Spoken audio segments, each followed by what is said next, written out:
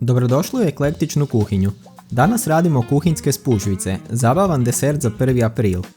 Koristio sam recept s toplim mlijekom koji daje sočan i spužvasti biskvit, ali možete ga napraviti s bilo kojim receptom za žuti biskvit. Prvo ugrijemo 180 ml mlijeka i 85 g maslaca. Mlijeko treba biti vruće, ali ne smije zakipjeti. Kada vidite prve mjehuriće na rubovima, maknite ga s vatre. Dok se mlijeko hladi, u posudu za miješanje dodamo 3 jaja i 250 g šećera. U originalnom receptu ide 300 g, ali čak i s 250 g meni je biskvit bio malo presladak. Sljedeći put bi smanjio na 220 ili čak 200 g. Miksamo na srednjoj brzini oko 6 minuta dok smjesa ne postane jako pjenasta i bljedo žuta. Za to vrijeme pomiješamo 180 g brašna, 7 g praška za pecivo i prstohvat ili vršak žličice soli. Kad je smjesa od jaja pjenasta, ugasimo mikser i dodamo mješavinu brašna. Miješamo samo dok više ne vidimo brašno, oko 10 sekundi.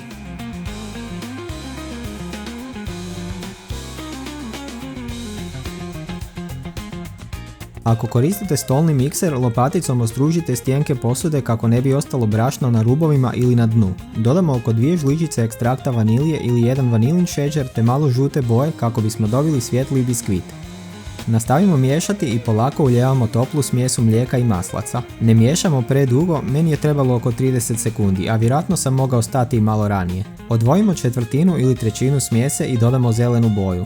Ovaj zeleni biskvit bit će vrh, odnosno grubi dio spužvice.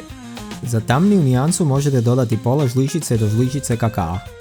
Ulijemo smjese u odvojene kalupe otprilike iste veličine i pečemo na 180 stupnjeva. Preporučujem da obložite kalupe papirom za pečenje kako bi kasnije bilo lakše izvaditi biskvit.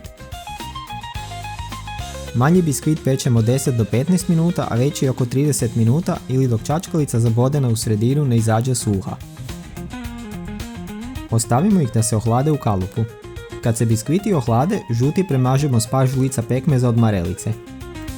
Prije mazanja možete odrezati vrh biskvita kako ne biste imali smeđu liniju između žutog i zelenog sloja. Na vrh položimo zeleni biskvit i lagano pritisnemo kako bi se zalijepili. Odrežemo rubove dok ne dobijemo lijepi pravokutnik. Gornju površinu zelenog biskvita narežemo nazubljenim nožem kako bismo dobili grublju, spužvastu teksturu. Biskvit narežemo na 6 do 12 dijelova i poslužimo sa zapijenjenim mlijekom, šlagom i bobičastim voćem ili bez ičega u šalicu kave ili čaj. Ako vam se recept svidio, ostavite like i pretplatite se za još recepata. Dobar tek!